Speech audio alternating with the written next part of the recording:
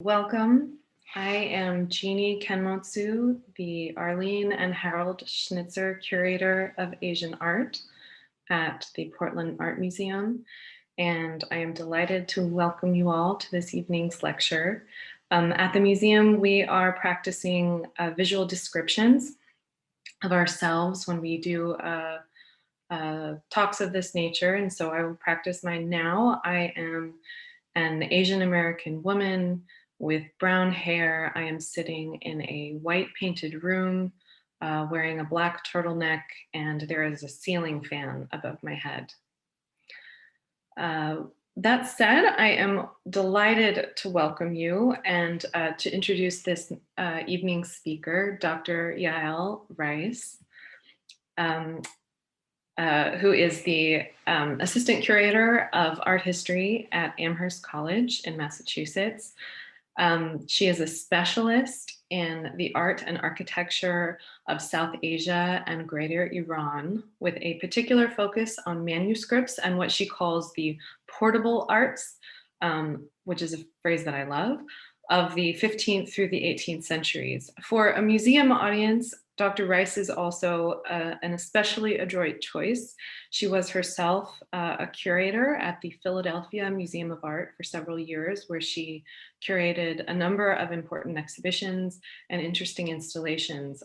These included court portraits from South Asia, Ragamala paintings, and a show of works by Rabindranath Tagore and other seminal Bengali artists of the 20th century. More recently, Dr. Rice is working on her monograph, which is now under contract with the University of Washington Press. The provisional title I have here, although of course it could change, is Agents of Insight, Artists, Books, and Painting in Mughal South Asia, which I think will be an incredible contribution to art history in general, and certainly to the specific field of South Asian art.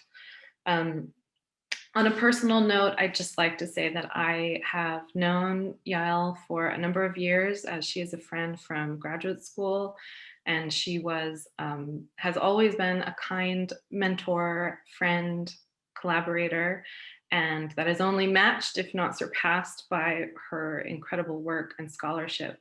So I'm thrilled that she will be speaking to us this evening. Her talk comes from a forthcoming chapter, I believe, and she may mention that a little bit as well. That publication details when it's coming out. And before I turn it over to her, I just want to thank two of my colleagues at the Portland Art Museum, Jaleesa Johnston and Charles Campbell, for their help with this event. And I also truly want to thank the Asian Art Council of the Portland Art Museum, who has sponsored tonight's event. Now, one last note about housekeeping. Dr. Rice will speak for about 45 minutes, and then we'll have time, about 10 to 15 minutes for questions at the end. So if you have questions, please feel free to write them in the Q&A box at the bottom of your screen, and we will do our best to cover as many as possible. So without any further ado, Dr. Rice, the floor is yours. Thanks so much. Thanks, Jeannie, for that introduction. I'm really, really excited to be here. That is, here with you, not necessarily broadcasting from my home office, but such is the situation that many of us find us in today. Let me also describe myself visually. I'm a white woman. I wear glasses. I have dark hair. I'm also wearing a turtleneck or black turtleneck sweater, coincidentally, just like Jeannie is. And I'm in a room with bare walls and a curtain that has elephants on it. Yes, as Jeannie mentioned, actually, before I get into that, I want again to thank Jeannie for the invitation. I also want to thank Charles and Jaleesa for all the work they've done to make this event possible, and to make everything very, very easy. As Jeannie mentioned, the talk that I will be presenting today does draw from a forthcoming chapter that will appear in an edited volume called from kitabkhane or library to karkhane, workshop, the arts of the book in South Asia.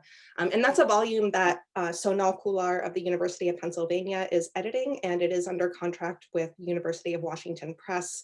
It will be forthcoming. I can't give you a precise publication date as of yet. So bear with me as I share screen and show you some images. Okay.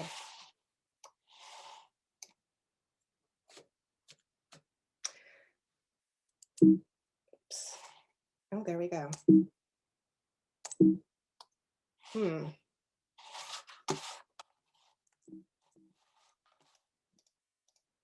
Apologies, my presentation is advancing without my doing anything. Okay, let me start now. So between the late 16th and 19th centuries, manuscript workshops across South Asia created an astonishing number of albums known as muraqqas, from the Arabic for patched or mended.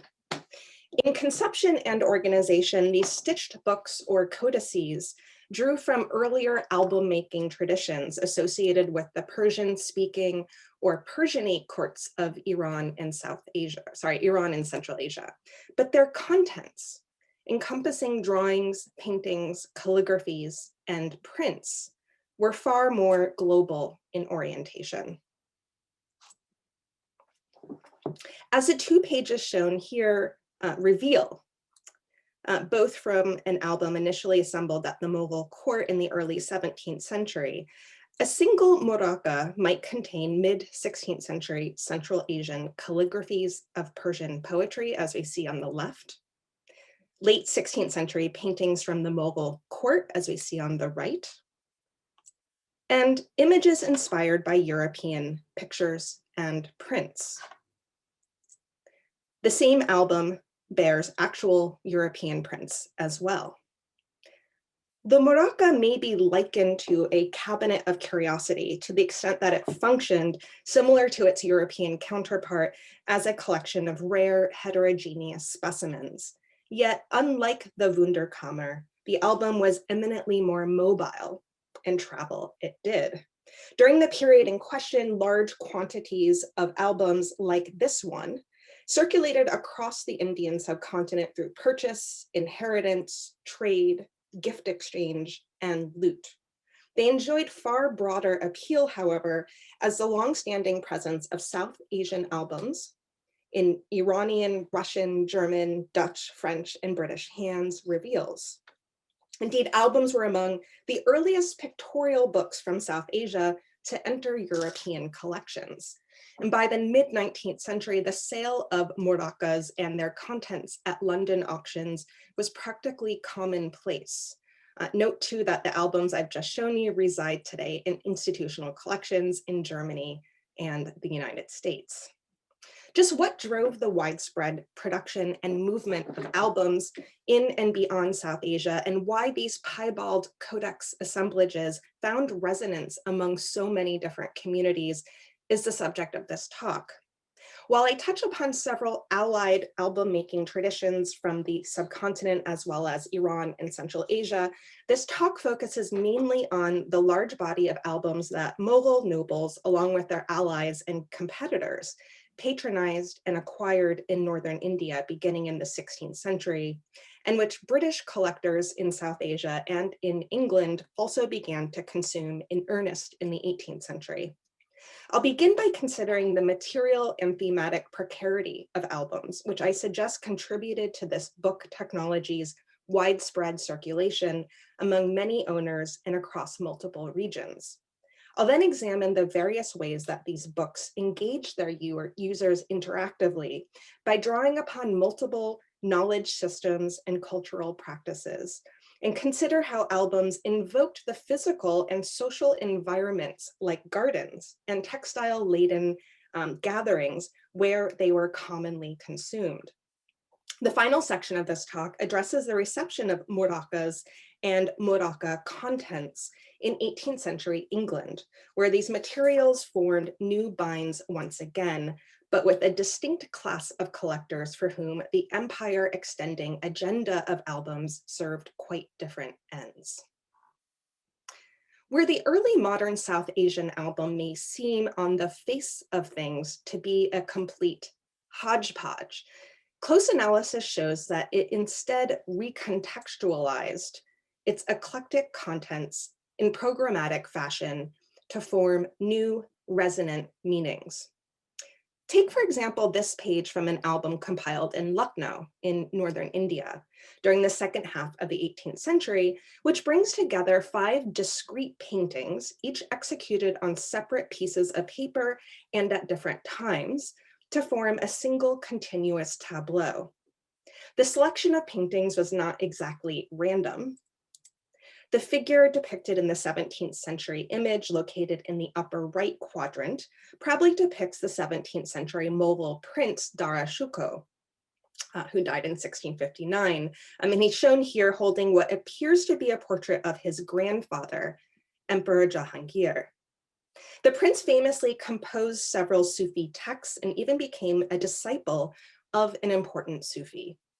Thus, it's not at all surprising that the album's compilers chose to place Dara Shikoh opposite a later depiction of a Sufi sheikh, or that representations of mystics, probably made in the late 17th or early 18th century, appear in the lower registers of the page. The painting of the Mughal woman mounted in the center of the page may represent Nadira Banu Begum, Dara Shikoh's wife, though it could also allude to the specter of romantic love that in Islamic and Hindu devotional traditions often represents mystical rapture's double. The composite assemblage, in other words, weaves together a complex web of imperial relations and themes that would have been fully intelligible to the 18th century viewers of the page. To create the appearance of similitude across the album page, furthermore, artists masked the edges of each painting's support with gold paint, and then enclosed the group of paintings with matching blue and gold decorated borders, thereby transforming the patchwork assemblage into a seamless, orderly presentation of images and ornamentation. With close, sustained examination of the album page's contents, this sense of consonance nevertheless dissolves, revealing to the viewer the original perimeters of the mounted specimens, the tears and wrinkles in the layers of glued papers, and the evidence of later repainting. The appearance of disjointed Persian letters, and I've circled them here. These are these kind of letter stems that I'm referring to, and dots over here. So the appearance of disjointed Persian letter stems in the golden oval that surrounds the Mughal prince's portrait indicate that the album's compilers also took liberty to copy and perhaps even alter some of the painting's original identifying inscriptions. These physical traces of the material's sundry origins may seem incongruous with the muraqqa's larger project of total and complete incorporation. But this evidence of the page's own production is in fact integral to the album's function as an ever-provisional object. They are, in short, an invitation to dissemble, if only in one's mind, the page's joins and mends to work out just how the makers of the album made so many disparate parts coalesce. For some, the album's contingencies provoked even more decisive action. Today, very few 17th century South Asian muraqqas exist in their original state, having been taken apart page by page by previous owners centuries ago, and then dispersed and recombined subsequently in new codex configurations. Of course, the disassembly of Persianate albums for sale on the art market continues to this day. A comparatively larger number of the vast quantities of albums created in South Asia during the 18th and 19th centuries remain intact, but many of these were themselves composed of leaves of albums of earlier date. So they're essentially products of further recycling. Of course, albums did not disassemble of their own accord. It was the patrons, makers, and subsequent owners of muraqqas, rather, who dismantled and rearranged these objects over the course of the 17th century and after. The rationales for these acts are many and complex, but one explanation has to do with the often intimate, personal nature of many albums. When albums invariably changed hands, whether through inheritance, gift exchange, loot, or purchase, new owners frequently sought to leave their own marks of possession. The remargining of pages, the retouching of paintings, and the wholesale removal of leaves represent just some of the ways that users of albums reimagine these highly mutable objects. Offering up their many different units composed of multiple fragments of paper in full atomistic array, albums beckoned bibliophiles to make these books their own. To better understand the deep, wide-ranging resonance of the muraqqa, it's necessary to consider in brief its origins, which lay not in South Asia, but in Iran and Central Asia. The early history of the muraqqa is associated with the early 15th century Timurid and Turkoman courts, where the patronage of book arts was actively and competitively pursued. According to David Roxborough, Timurid, Turkoman, and later Safavid albums employed such strategies as the juxtaposition of individual discrete units on the page to engender reflection about the individuals who made, designed, patronized, used, and collected them. Iranian and Central Asian albums in this way played an integral part in cementing professional, diplomatic, and kinship ties. Put more plainly, they functioned as social and socializing objects. This fact helps to explain why these albums were so highly valued centuries ago, but it also sheds light on why they, like their South Asian counterparts, circulated so frequently. More than mere containers of rare, valuable works on paper, albums also carried the lived traces of their many makers and owners. It's no wonder they were so frequently gifted, traded, and looted. And the two pages I'm showing you here come from an album made for the Safavid prince Bahram Mirza in Tabriz in northwestern Iran in 1544-45. And it's telling that this album too lives not in Iran, but in fact in Istanbul in the palace library of the Topkapı. We can pinpoint the genesis of the South Asian muraqqa to the patronage of several Islamic courts active in the 16th century that strongly affiliated themselves with Iran and Central Asia. Among these were the Mughals, a Timurid dynasty of Turco-Mongol origins that conquered a broad swath of the agriculturally prosperous Indo-Gangetic plain in 1526, and which would eventually rank among the most wealthy and powerful empires in the world. The Gulshan album is perhaps the most famous, though paradoxically little studied, Mughal album extant. And so far you've seen pages from the Gulshan album, and I'm showing you 2 pages from that dispersed album here.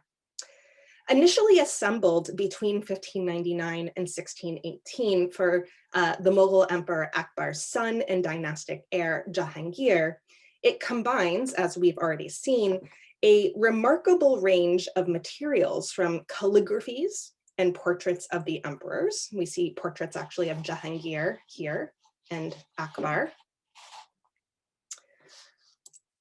to paintings in European Safavid and other styles, as well as Netherlandish prints. In its original bound format, the album alternated between text and image openings. So as you see here, you would open the book, see 2 images, turn the page, 2 pages, facing pages of calligraphy, and the pattern would repeat. And this pattern of organization was one that compilers of Persianate albums continued to employ well into the 19th century. Taken as a whole, the Gulshan album exhibits a preference for works of Central Asian provenance and theme, as exemplified by the album's profusion of calligraphic panels signed by the Bukharan calligrapher Mir Ali of Herat, who died in 1543. I'm showing you one example of his calligraphies on the left, but also paintings like the one we see on the right, which portrays one of the Mughal dynasty's Turco-Mongol ancestors. The choice of text fits a similar mold. Badruddin Helali Ostrabadi Chagatai and Nuruddin Abdurrahman Jami, the 15th century authors of the two poetic fragments. These are indeed two separate fragments that we see here on the left. Spent much of their careers employed at the Timurid courts of Khorasan, a historical region of Central Asia. The album's paintings, prints, and marginal designs, on the other hand, form a broader canon of encompassing pictorial styles, forms, and compositional units from the larger Persianate world, Indic South Asia, Europe, and to a lesser extent, China. They also run the gamut in terms of genre and type, from portraiture and standalone monoscenic narrative compositions to engravings of Christian subjects, as we see on the left, and animal studies, like we see on the right. By way of careful arrangement and mounting of individual fragments like these, the Gulshan album's compilers produced a message of voracious, world-encompassing incorporation that foregrounded the Mughals' Central Asian roots and Persianate affiliations, while also advancing Emperor Jahangir's world-taking global ambitions. And some of you might be aware that Jahangir's name, or regnal name, Jahangir in Persian, means world-taking. He wasn't, it was kind of obvious about it. Its showcasing of engravings from Europe alongside paintings associated with the Muslim courts of South Asia and Iran, however, broadcast a decidedly circumscribed cosmopolitanism, one that sought to associate itself in particular with Persianate regimes and the Christian West. The total extent of this massive book enterprise remains a matter of debate. The Asharid ruler Nader Shah likely carried the Gulshan album to Iran as loot in the 18th century, following his invasion of the Mughal capital of Delhi in 1739. The majority of its folios today reside in the Golestan Palace Library in Tehran, where they were later reordered and repaginated. But many others live today in private and public collections around the globe, like in Berlin, where these pages that we see here reside. That the muraqqa, moreover, was the sole product of Jahangir's patronage is belied by evidence revealing that painters employed by Shah Jahan, his son and successor, apparently executed some of the book's marginal designs. Milo Cleveland Beach has recently suggested that Jahangir's artists made multiple adjustments to the codex organization and composition, even as they were in the process of compiling it, making the Gulshan album what he has called a, quote, living document, end quote. Plunder, colonial era intervention, and the modern art market contributed to the vicissitudes of South Asian albums, but their mutability should be more capaciously understood as a vital, integral facet of muraqqa's ontology. The muraqqa's status as a provisional and porous technology meant that edits, additions, and deletions could be made to it over time. Usually composed from individual leaves and bifolios, rather than quires, albums could in fact be easily taken apart and rearranged. And I'm showing you this little diagram, but I also have a live demo. Essentially, a bifolio is a sheet of paper that you then fold to create 4 pages or 2 folios. So typically, muraqqas would be stitched together from individual bifolios like so, okay? As opposed to what one might expect, where you would take a bifolio and nest it in another or another to create what we call a gathering or a quire. So my point is that the construction of muraqqas from individual bifolios made them easier to take apart. The album's diverse contents and collaged assemblages contributed to their contingencies as well, inviting their users to make sense of their heterogeneous miscellany and piecemeal facture.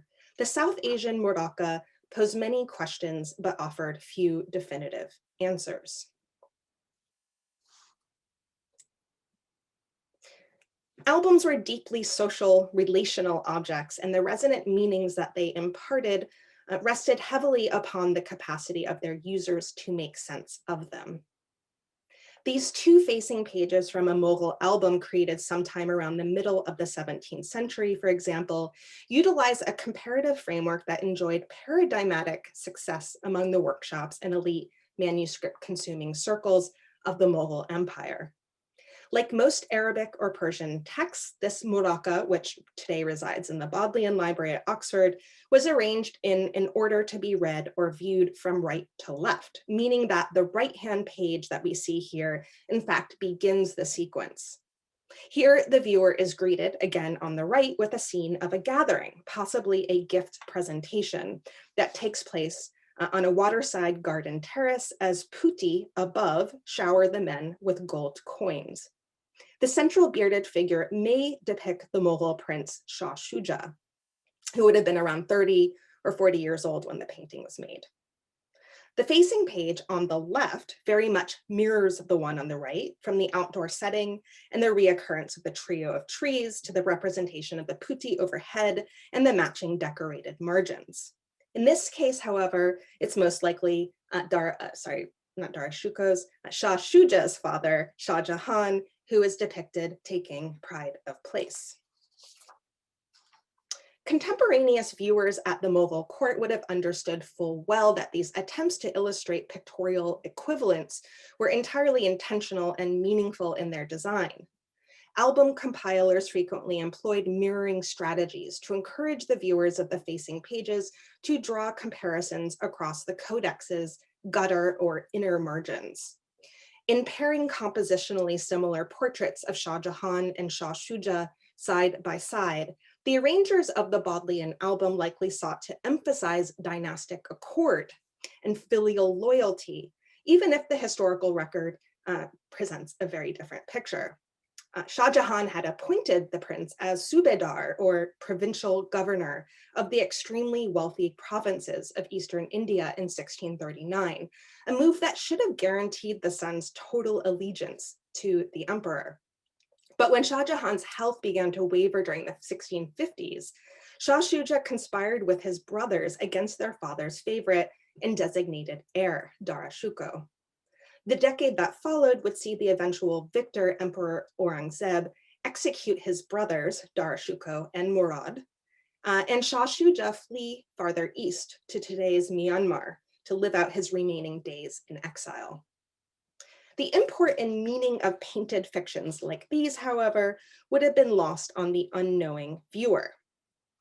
Indeed, one subsequent British user of this album misconstrued the portrait pair wholesale and labeled both subjects on adjacent interleaving as Vishnag on his sofa, a reference, I'm assuming, to the Hindu god Vishnu.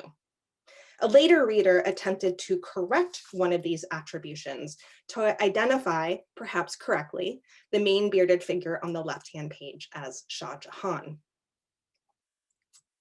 By depicting intimate courtly events that center the viewing and exchange of manuscripts and their contents, the two paintings also point to the sociability of book consumption at the Mughal court. In fact, the facing pages contextualize how books were and could be used. The compositions depict what may be book presentation scenes, and thus allude to the integral part that manuscripts, including albums, played in royal economies of gift exchange. But on a deeper symbolical level, the Bodleian album's pair of paintings suggests the role that books performed in binding emperor to subject. They model, furthermore, a certain disposition, a way of being together with books, which contemporaneous viewers of these pages would have understood to bear directly upon the very album, this album, that they were then cradling in their hands. As several of the other examples I've shown here reveal, pictorial representations of books and book users, from solo figures to pairs and larger groups, figure frequently in both the main panels and the marginal designs of South Asian albums. The muraqqa served in this way as a staging ground for meta commentary and reflection upon the currency of books, book consumption, and book makers.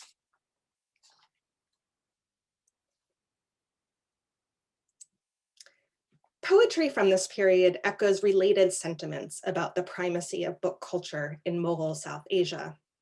A line from a poem that the prolific Mughal poet laureate Kalim Kashani wrote to mark the completion of the Padshah-name, a history of Shah Jahan's reign, goes so far as to proclaim that, quote, Shah Jahan, due to his knowledge, 100 books are hidden within a tome of his one word, end quote. And by the way, these translations I'm drawing from an essay by Sunil Sharma.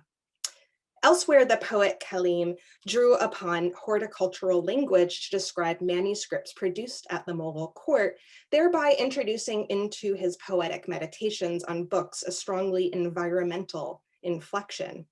In a poem composed in 1636 to commemorate the completion of a muraqqa compiled for Shah Jahan, for example, Kalim invokes such imagery as the, quote, garden of the page, end quote, and identifies the heavenly garden as the album's ultimate place of origin. Another of his poems focuses squarely on a single and apparently extraordinary bookbinding. Particularly noteworthy here is the entreaty, quote, don't call it a binding, it's a jasmine garden, ravishing like the cheeks of beauties, end quote. In these instances, the garden both describes and is the ideal location for albums and book covers.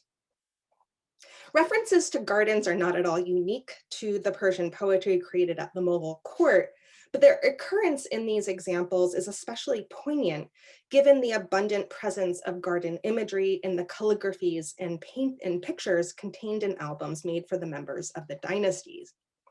These facing pages from the Bodleian album illustrate this point, as both painted scenes take place in a geometrically ordered landscape setting and are framed with margins populated by flowers like tulips and lilies. Many of the other paintings mounted in the album are set in garden locales, as we see here on the left in this portrait of the second Mughal emperor, Humayun.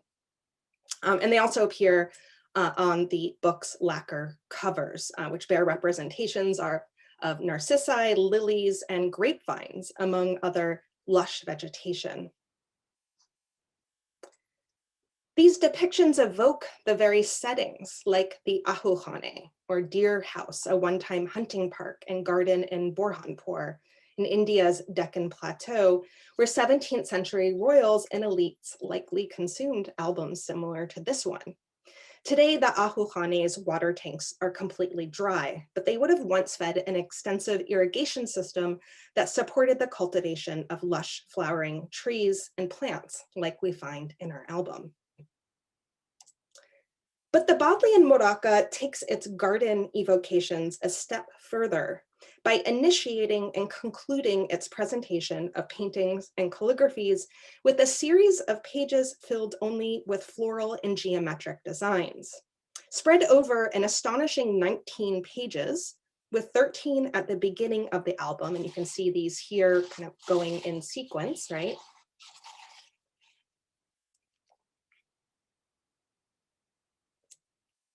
And 6 at the end. So we begin here, and we're coming to the end of the album. The program of ornamentation is the same throughout, comprised of alternating depictions of poppies, narcissi, irises, and lilies in gold paint, which are nestled in turn inside interlocking quatrefoils. Viewing these pages in isolation or even as facing double page spreads, as one might encounter these patterns in the context of an exhibition or reproduced in publication, dulls the durational impact of leafing this repetitive course of carefully contained verdant splendor. Rather, it's through the digital remediation of the codex, here represented by a screenshot showing rows of thumbnail images, that we may begin to grasp the full effect of this design and compilation strategy. We can imagine, for example, how the plodding, repetitive imagery of the album's opening and closing sequences would have grounded the book's users in the spatial and environmental context of Mughal gardens, like the Anguri Bagh, or grape vineyard, which Shah Jahan had constructed in the Red Fort in Agra between 1628 and 37. Recall too that grapevines also feature prominently in the album's interior and exterior decorations, as we see here, and these grapes that incidentally also appear in these kinds of geometrically designed ornamentation. Like the album pages and covers, the Anguri Bagh also features an extensive lattice pattern design, although in this case, the tracery is composed not of gold, ink, and color, but of red sandstone. The resemblance of the decorated pages to the lattice and flower carpets produced in the northwestern reaches of the Mughal Empire during the second half of the 17th into the 18th century further served, like the evocations of the garden, to conjure the very surroundings where and upon which albums like this one were consumed. The affinities among architecture, textiles, and manuscripts were not the result of mere happenstance. The members of the Mughal manuscript workshop were known to innovate the designs that masons and weavers later translated into their respective media. The cycles that open and close the Bodleian album, however, make these artisanal, medial, and functional connections all the more explicit, producing, in effect, a total Mughal macrocosm in the form of a book. The production of muraqqas for Mughal elites accelerated after the 1630s, such that by the end of the century, royals' patronage of albums seems to have been relatively commonplace. Yet, as we have already seen, neither these books nor their makers remained stationary. South Asian albums traveled widely and with alarming rapidity. During the 1650s, the Amsterdam-based artist Rembrandt van Rijn produced drawings after Mughal album paintings that could have only been executed 2 or 3 decades prior. I'm showing you the example of Rembrandt's drawing, of course, on the left, and the Mughal painting that he no doubt had in his possession and made his study from. And the painting on the right today lives in Vienna and has its own long and fascinating and bizarre history too. The same period also saw the widespread migration of Mughal artists along with their works to non-Mughal workshops in Rajasthan, Awadh, Bengal, and the Deccan. The Mughals certainly did not invent the album tradition, but they and their artists played a signal part in popularizing the genre among South Asia's elites and propelling the albums they patronized into global circulation. Indeed, the later 17th and 18th centuries saw a veritable explosion of non-Mughal muraqqas across South Asia. The northern Indian Mughal subas, or provinces of Awadh, Bihar, and Bengal, which were among the wealthiest in the empire, became loci of album production. With the political weakening of Mughal sovereignty in the 18th century, the Suba's Nawabs, or deputy governors, came to enjoy increasingly autonomous power, their growing patronage of manuscripts, including albums, being but one of the many registers of their changing circumstances. Artists who had formerly worked at the Mughal court now found employment in new manuscript workshops in major courtly and commercial centers, in Lucknow, Faizabad, Calcutta, Murshidabad, and Patna. Europeans' patronage, purchase, and collection of albums on South Asian soil intensified over the 18th century as well. Indeed, the European collection and patronage of albums and other types of manuscripts was an integral part of the larger imperial project, which placed a premium upon the acquisition of objects from and information about South Asia. It was through these acts of accumulation and classification that colonial agents defined boundaries between Europeans and non-Europeans, to draw on the work of Maya Jasanoff. But in commissioning and acquiring albums, Europeans also employed mimetic strategies that purposefully and strategically blurred the distinctions between themselves and the many South Asian elites with whom they partnered and competed. Having seized administrative rule over Eastern India in 1757, the agents of the English East India Company modeled their own subcontinental imperializing designs upon the rich semiotics of objects, architecture, and ceremony associated with the once powerful Mughal sovereigns. The later 18th century saw ever larger quantities of South Asian albums and album materials travel to Europe, where through inheritance, gifting, and sale, they entered into new collecting and market regimes. British zeal for muraqqas escalated not coincidentally, just as the entrenchment of the company's commercial and imperial stakes on the Indian subcontinent was deepening. The Mughal subas of Bihar and Bengal in particular would have loomed large in the imagination. Monopolizing Eastern India's prosperous trade in textiles, quicksilver, vermilion, and other raw materials and finished goods was one of the primary goals of the various European trading companies that had flocked to the subcontinent beginning in the 17th century. With the defeat of the Nawab Siraj ad-Dawla of Bengal and his French allies to the Major General Robert Clive and his army at the Battle of Plassey in 1757, the English East India Company achieved a decisive foothold in Eastern India. During the decades that followed, the British cemented their administrative control of cities like Calcutta, Murshidabad, and Patna. Colonial agents also set up manuscript workshops in these same locations, the prodigious output of which spurred the rise of new markets for Indian paintings, as well as for muraqqas back home. The 18th and early 19th century purveyors and collectors in England perceived South Asian albums and their contents as inextricably tied to the British imperial project is illustrated by the identification of these objects in London auction catalogs from the 1750s as Patna drawings specifically. Indeed, when the Bodleian album was interleaved and rebound sometime in the early or mid 18th century, the binder even tooled Patna drawings into its spine. And you can see it a little better if I rotate it 90 degrees.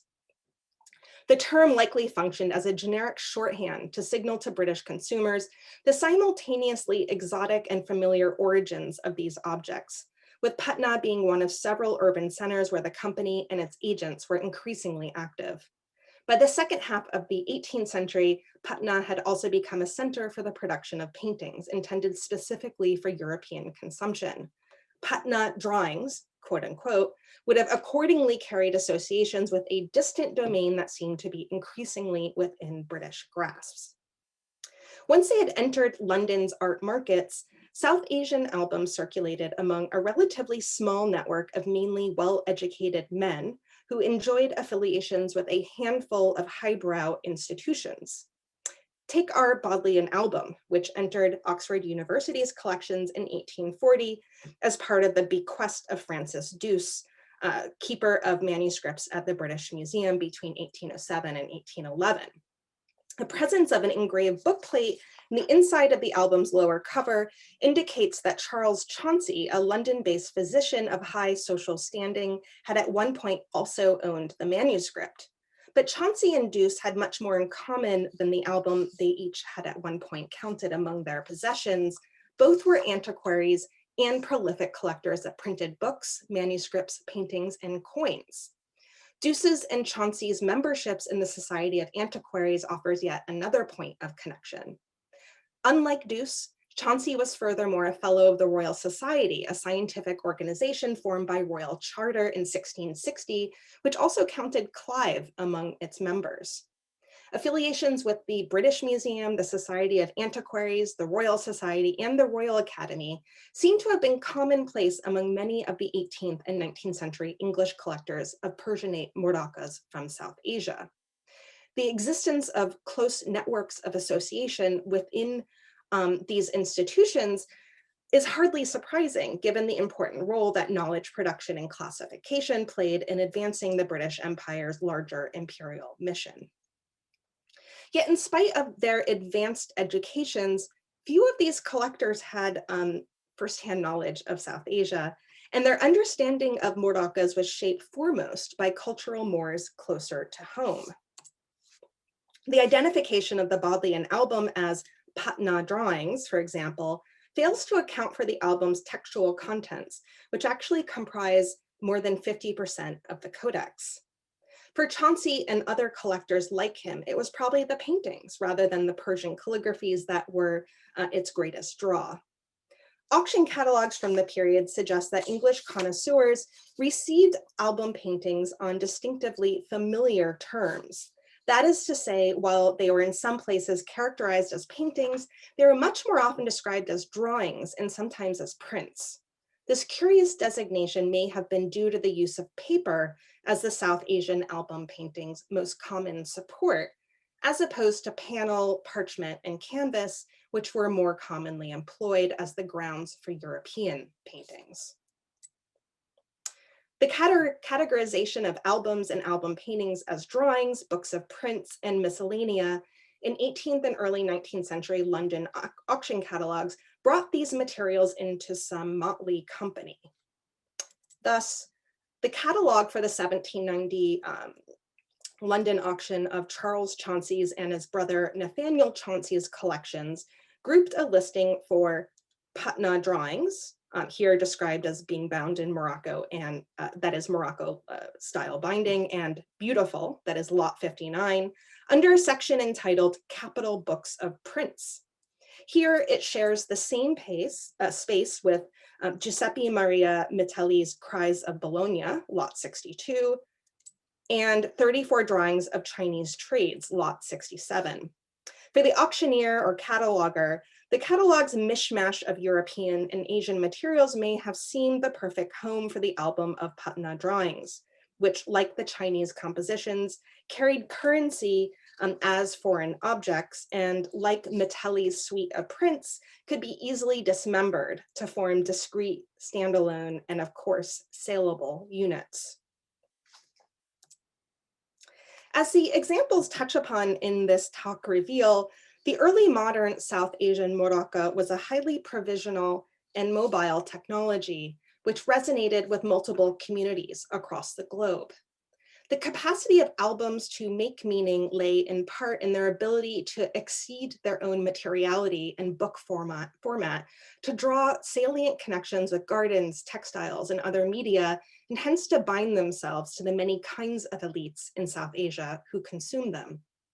The evidence from London auction catalogs produced over the long 18th century further reveals how albums and their contents remained intelligible to a new class of collectors, many of whom lacked the specialized knowledge needed to translate the calligraphy's Persian poetry or decode its graphic marks. In these instances, muraqqas made sense for altogether different reasons, whether because of their association with the British colonial enterprise, their kinship with bound books of European drawings and prints, or their currency as exotic rarities. The surprising, uncanny truth is that many South Asian albums may not have been meant or made to remain intact, nor to reside in one place. To embrace that revelation requires rethinking how we study, write about, and exhibit these highly elastic, transmutable objects. Thank you.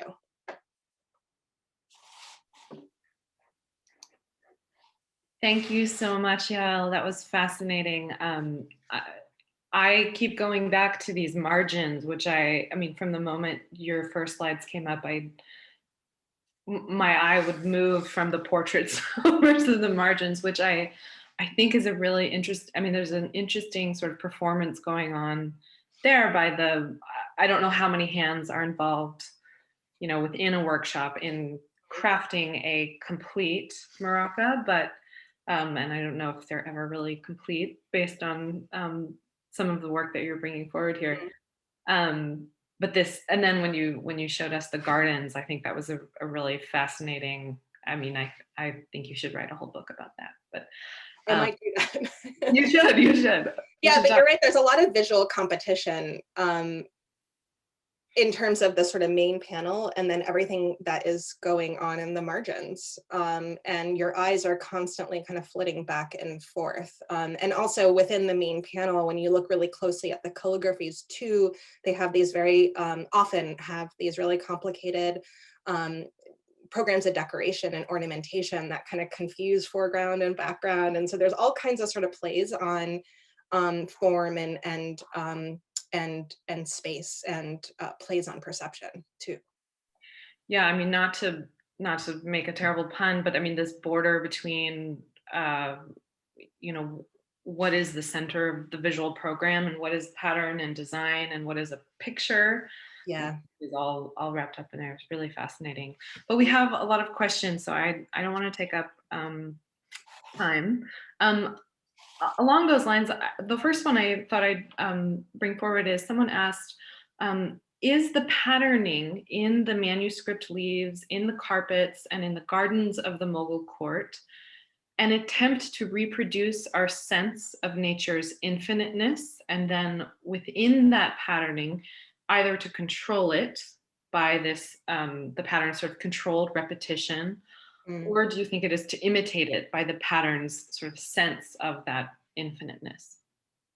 That's a really interesting question. I mean, it raises the issue of, are these even representations of actual gardens or completely imaginative productions? And I think it's probably a mix of the two. I'm going to sort of give a response that may not be satisfactory, which is that, I really think it depends on the album itself, where it was made, the patron, and so on. So I don't know if we can give a sort of universal explanation for what exactly is going on here.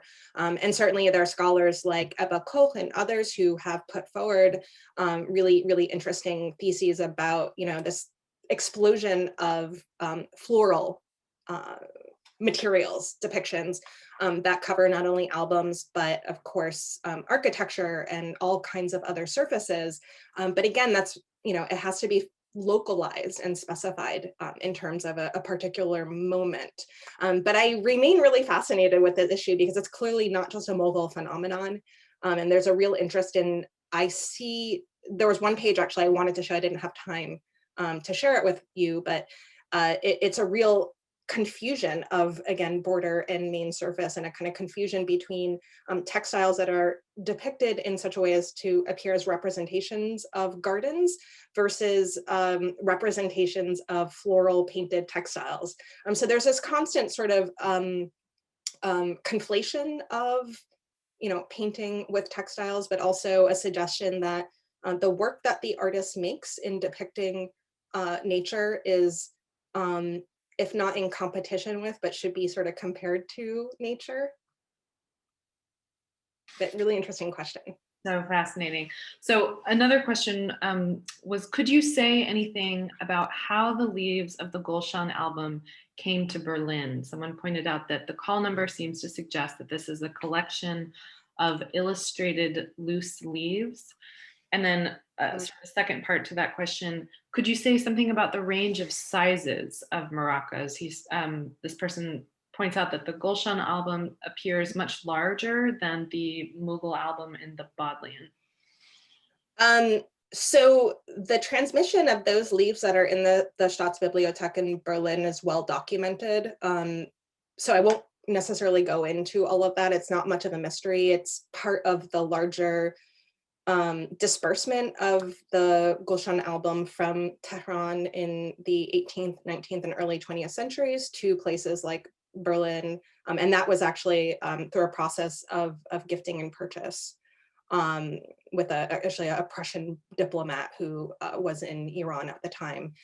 As far, and yes, they are, as far as we know, not a kind of continuous run of folios, but appear to have been taken from different parts of the album. So even as a group, this group of folios that sits in Berlin, they're even more hodgepodgey for that reason, right? They're not part of a continuous sort of string of pages. Yeah, the sizes of albums really, really vary. So I wouldn't say that there's necessarily a standard. They vary also in terms of format. So Many of the albums that were produced, especially in the Deccan in the 18th and 19th century, I don't want to say as a rule, but they're a little narrower and taller. So they take lots of different forms. I would say the sort of common running theme among them is that they're not very small. So they're not like enormous, but they seem to have been made for at least pairs of viewers or some kind of collective context. But it really does vary. That's interesting, in the certainly in the context of thinking about like what books for travel that we think of as, you know, as compact and small as possible. These are clearly, you know, elite objects. Yeah, Another question I wanted to pose, someone was wondering about the labor history. yeah. They say when a place was conquered or sacked or looted, manuscripts might also be taken and rearranged, and wondered if you're aware of artisans from the Carcana being taken to different courts or being made to work for new patrons. Was muraqqa, was the making of muraqqas, was this a specialized skill, or could patrons kind of do some of this copy pasting? Mhm. So we know that artists who worked in manuscript workshops in South Asia during the early modern period uh, moved around a lot. So even those who were employed at the Mughal court and other courts, we have documentation that they left, they came back, they circulated, you know, seemingly for their own reasons, by their own free will. And that's one of the kind of fascinating components of this larger history of albums, especially in the 18th and 19th centuries, as the Mughal Empire is kind of politically fractured. Artists and of course bureaucrats, poets, and many others, they leave. They leave the court. They go in search of, you know, better paying jobs and, you know, job security. Who wouldn't leave? And so they are actually constantly moving around. And of course they take materials with them. And of course the non-concrete knowledge, the sort of embodied knowledge of making that they can then impart to others. In terms of the second part of the question, oh, about patrons. Yeah, so um, did patrons actually create albums themselves? So again, I would say it's varied. It depends on the particular project. We do know of some patrons, and it was a kind of trope that a prince or even a princess or an emperor, to be a sort of cultured, educated individual and royal, would acquire some kind of training in drawing, just as you would acquire some kind of training in calligraphy. Uh, I suspect in many cases, though, they're not necessarily getting their hands dirty, but it's really hard to tell how much involvement they have in the decision-making process. And I think it's long been assumed, for interesting reasons, that the patrons have total control, but I question that, uh, you know. And there's been really, really, really interesting work done on this, even outside of the Mughal court. So a recent dissertation by Shelka Mishra that looks at the manuscript workshop in Jaipur of the Katwaha dynasty. And she, you know, has been able to mine all kinds of really fascinating records of the artists who are actively, you know, recomposing, copying paintings and making albums, and of course in conversation with their royal patrons. Well, given that we're talking about patrons, it's been asked, given that these maraccas were so significantly oriented toward visualizing landscapes and spaces within the Mughal Imperium, what was their role as sources of establishing an Indo-Persian identity for the Mughal ruling class? I mean, I think it's clear that that's a huge chunk of it. That of course the calligraphies, and I've shown you a mere fraction, just a selection of a huge body of materials. But what I did show you included calligraphies that have a kind of putative Central Asian origin. And so there is that sort of performance of affiliation with, you know, Central Asian Persianate cultural practices. And yeah, I mean, I think it is a kind of performance of association in that sense.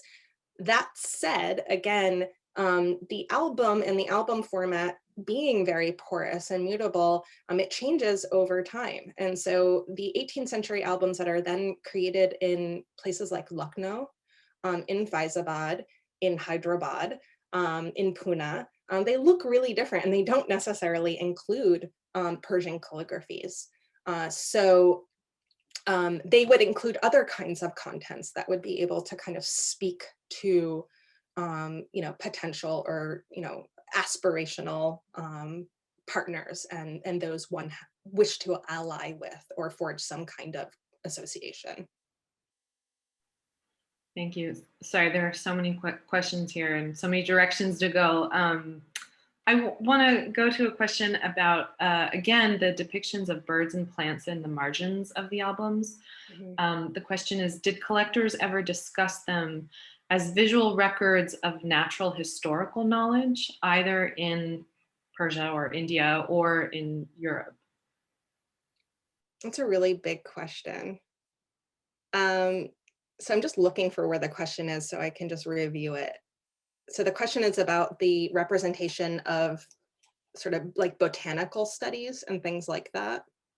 Yeah, to what extent this is sort of a natural historical, understood through that vector?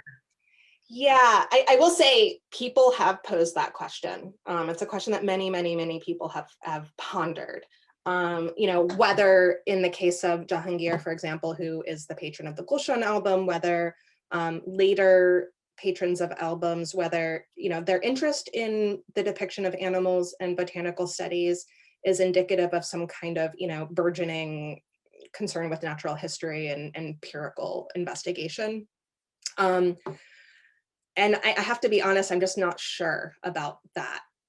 I think it's kind of complicated. And what becomes really interesting is that in the 18th and 19th centuries, of course, the album as a technology, as a format, accommodates precisely those kinds of projects.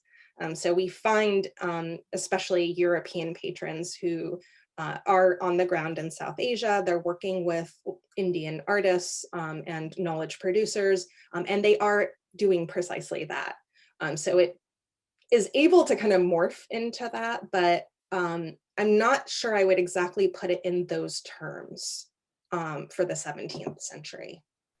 It seems like the idea of the leaf, the manuscript leaf as specimen in itself, Yeah. and the album as this organizing, classifying principle would be a subject for a whole other book.